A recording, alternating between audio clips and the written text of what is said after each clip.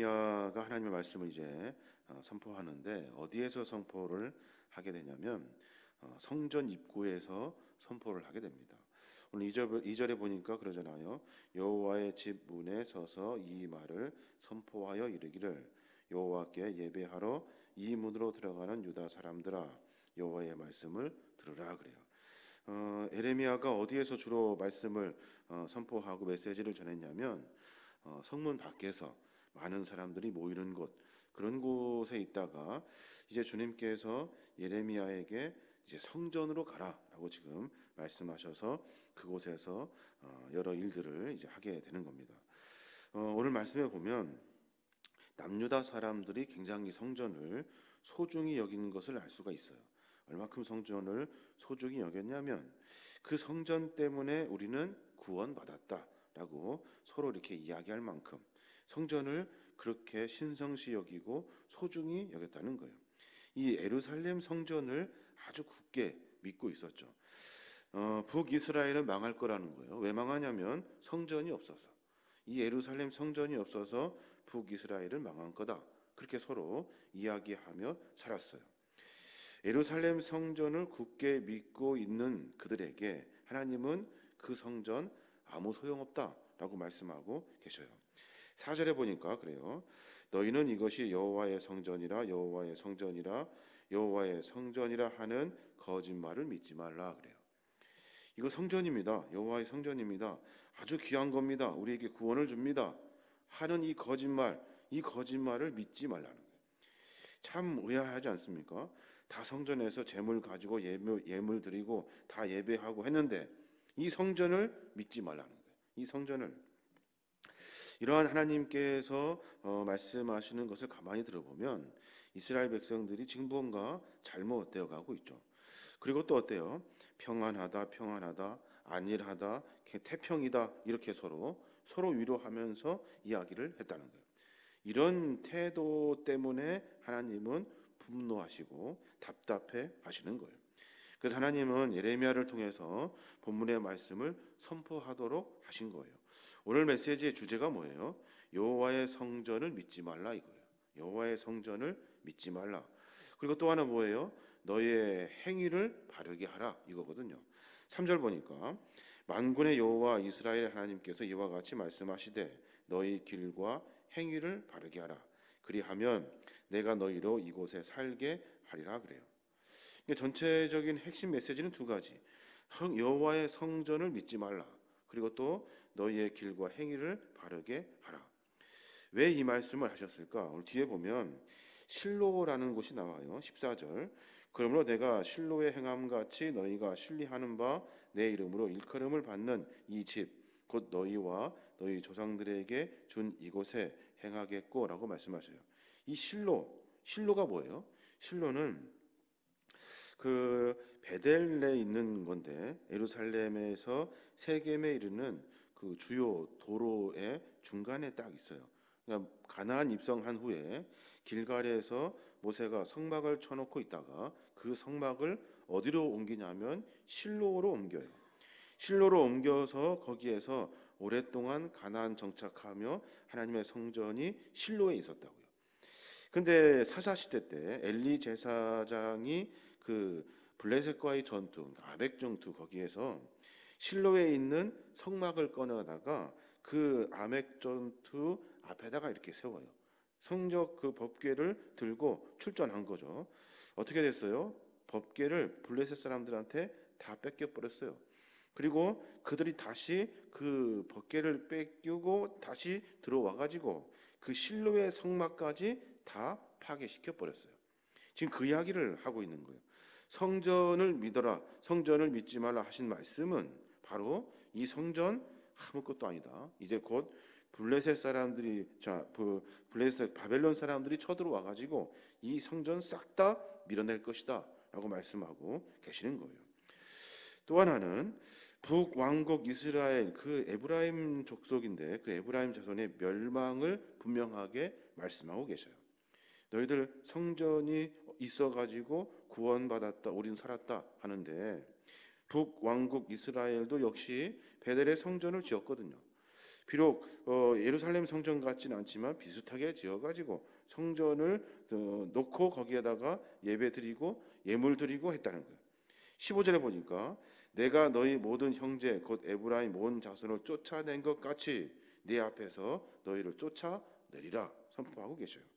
그러니까 니네 봐라, 성전 믿고 따라다녔던 너희들, 성전을 의지하고 그것 때문에 우리가 구원받습니다 라고 말하는 너희 생각은 틀렸다는 거예요. 하나님께서 실로의 성전을 폐허로 만들어 놓으셨고 북이스라엘에 있는 베들레헴 성전을 폐허로 만들어 놓으셨다는 거예요. 그러니까 우리에게 성전이 구원을 줍니다 라고 하는 말은 틀리다는 거예요. 왜 그랬을까? 왜 그들이 그렇게 살 수밖에 없었을까? 이중적인 생활 때문에 그래요. 이중적인 생활. 성전에서 예배는 드려요. 그런데 밖에 나가면 전혀 다른 사람이 되는 거예요. 밖에 나와서는 점치러 다니고 우방신을 섬기고 그리고 자기 아들까지 제물로 내어줄 만큼. 그러면서 어디로 가요? 성전으로 가요. 성전으로 가서 또 예배 드려요. 아주 이중적인 숭악한 삶의 모습이 그들 안에 있었던 거예요. 그러면서 여호와의 성전 때문에 우리는 구원받습니다 그랬다는 거예요. 신을 섬긴다고 하면 어떤 신념도 있고 어떤 의리도 있고, 글쎄 말이 맞는지 모르겠습니다만은 적어도 이렇게 좀 하나 정도는 해야 되잖아요. 하나에 집중해야 되잖아요. 한신. 근데 이 사람들은 그러지 않았다는 거예요. 하나님도 섬기고 이방신도 섬기고 몰렉신도 섬기고 자기가 원하는 대로 재물도 섬기고 욕망도 섬기고 욕정도 따라다니고 별짓 다 하고 다녔다. 너희 길과 행위를 바르게 하라라고 지금 말씀하고 계시는 거예요. 그러면서 이제 하시는 말씀, 참된 생명을 얻는 길이 뭐냐 이거예요. 참된 생명을 얻는 길 두 가지를 조심해야 되는데, 하나는 제도나 건물로는 참된 생명을 얻을 수 없다는 거예요.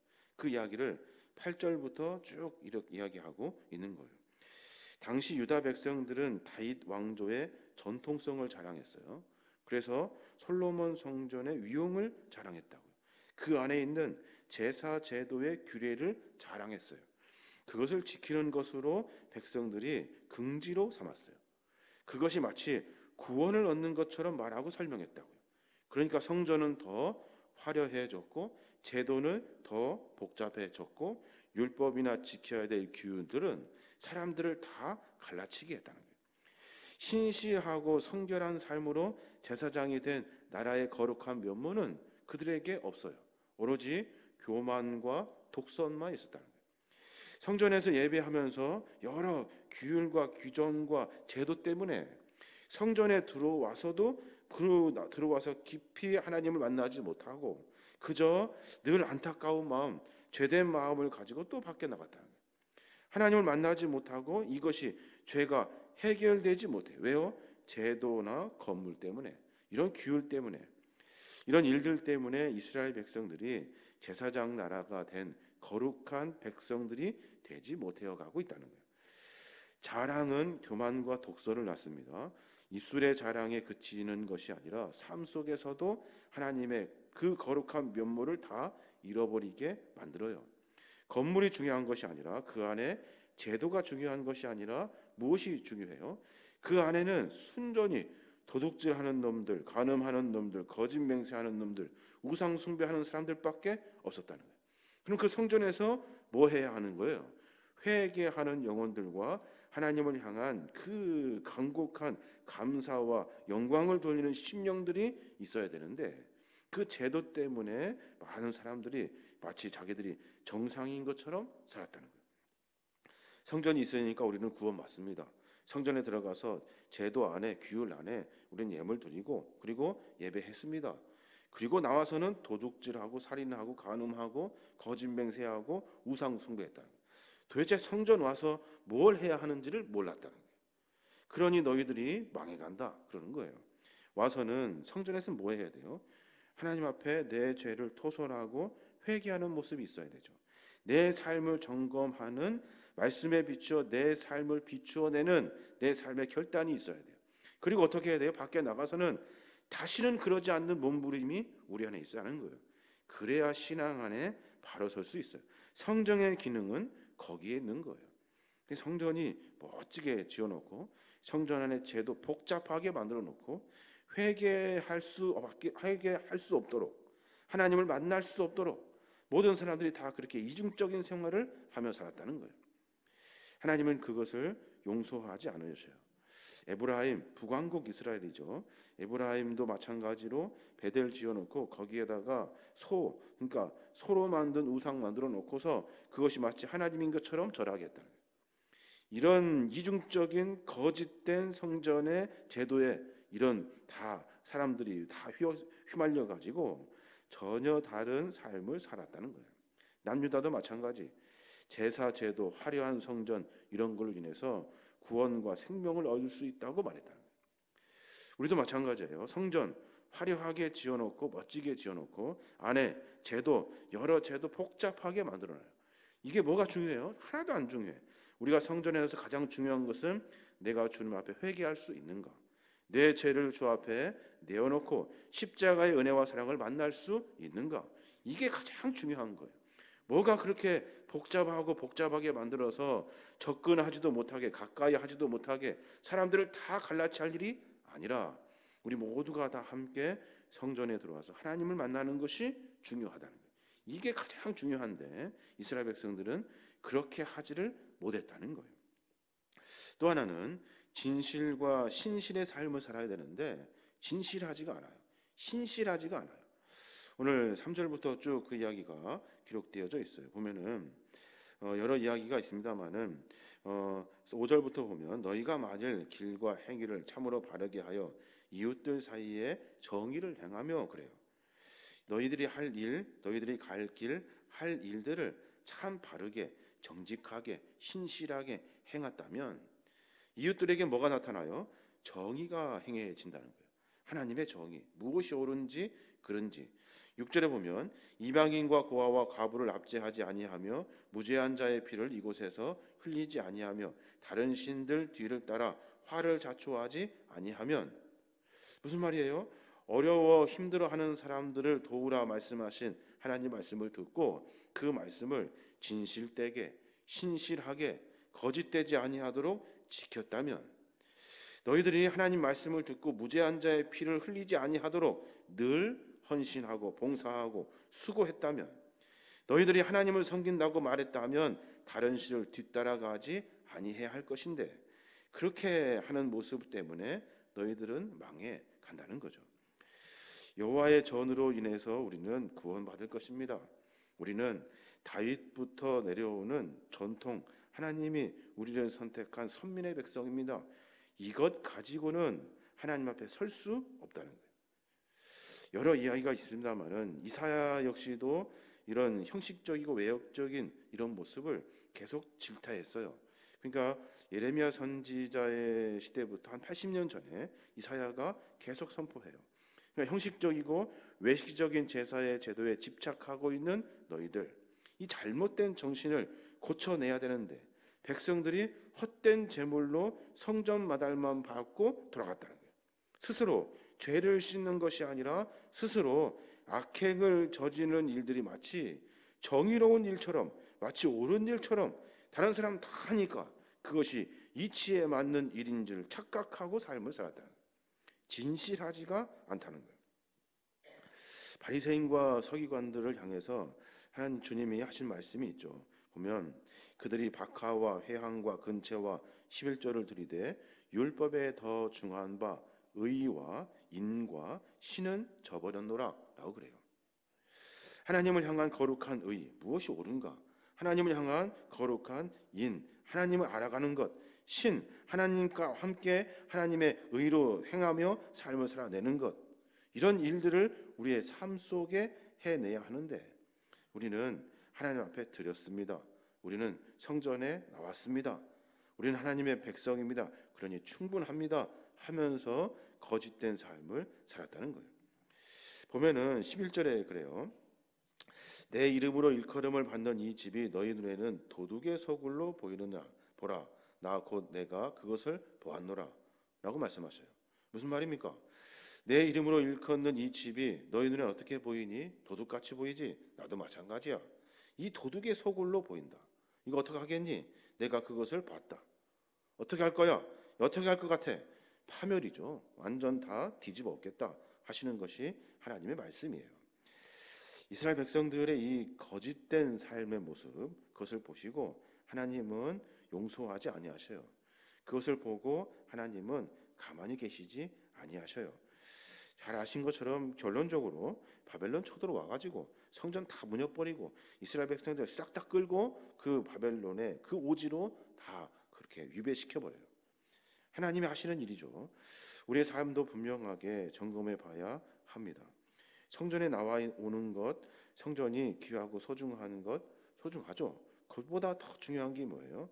성전에 나와서 말씀 듣고 내 삶을 정비할 수 있는 회개의 마음이 우리 안에 있어야 되고, 그 마음을 가졌다면 밖에 나가 똑같이 삶을 똑같이 사는 것이 아니라 하나님의 말씀에 비추어 삶을 진실되고 신실하게 살아야 돼요. 이게 바로 그리스도인의 삶의 모습이 되어야 한다는 거예요. 그것이 없으면 결론은 망한다는 거예요. 결론은 다 무너뜨리겠다 하시는 것이 하나님의 마음이에요. 하나님을 섬긴다고 하면서 진짜 주인은 누구예요? 진짜 주인은 다른 것에 있잖아요. 늘 세상에서 다른 것 쫓으며 산다는 거예요. 하나님은 그러지 말라는 거예요. 믿으려면 확실히 좀 믿어. 믿으려면 한 개만 믿어 라고 지금 말씀하고 계시고, 살려면 좀 진실되게 정직하게 의롭게 살아야 될 거 아니야 라고 지금 말씀하고 계십니다. 오늘 우리의 하루 가운데 삶을 가만히 점검해 볼 필요가 있어요.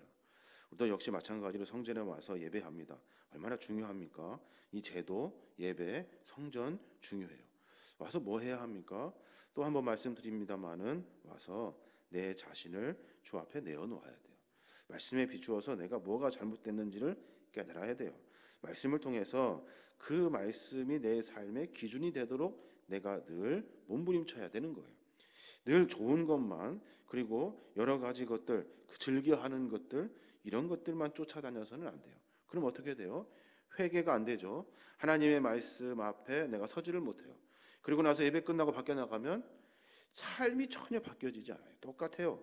진실하지도 신실하지도 정직하지도 의롭지도 않은 삶을 살게 된다는 거예요.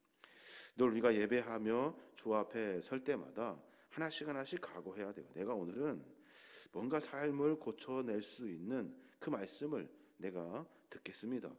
뿐만 아니라 내가 그 말씀 가지고 부족하지만 몸부림쳐 보겠습니다. 부족하지만 하나님 내 삶을 바꾸어내는 일들에 내가 노력하겠습니다. 그 마음이 우리 안에 있어야 한다는 거예요. 완성은 언제 될까요? 완성은 하나님 원하시는 참 그리스도의 믿음의 장성한 분량. 글쎄요, 아마 죽을 때까지 그 일은 반복돼야 할 거예요. 그러니까 늦지 않도록 빨리 시작하는 것이 옳아요. 그래야 하나님의 거룩한 백성으로 삶을 살아갈 수 있는 겁니다. 예레미야 선지자를 통해서 하나님 말씀하셔요. 너 안 되겠다. 이리 와. 성전 문 앞에 서라. 거기에서 들락날락하는 사람들에게 말해. 너희들이 뭔가 잘못 생각하고 착각하고 있는 성전, 제도, 성전은 그런 곳이 아니라고 말해. 그리고 밖에 나가는 사람들에게도 또 선포해. 진실하고 신실하게 살아라고, 정직하게 살아라고 선포해 하고 예레미야를 불러 세우신 거예요. 오늘 이 말씀을 통해서 우리의 삶을 좀 점검해 보고 잘못된 것이 있다 한다면 몸부림쳐야 돼요. 각오하고 결단하고 늘 그 일을 위해서 내가 내 희생과 헌신과 땀을 흘리고 몸부림쳐야 돼요. 그렇지 않으면 꼼짝하지 않는 것이 우리네 인생이에요. 이게 사람이라고요. 그러니까 늘 내 삶을 바꿔낼 수 있는 거룩한 몸부림이 있는 귀한 믿음의 종들 되었으면 좋겠습니다. 오늘 하루 가운데 이런 축복으로 말미암아 주의 백성으로 바르게 세움받는 믿음의 종들 되시길 주님의 이름으로 축원합니다.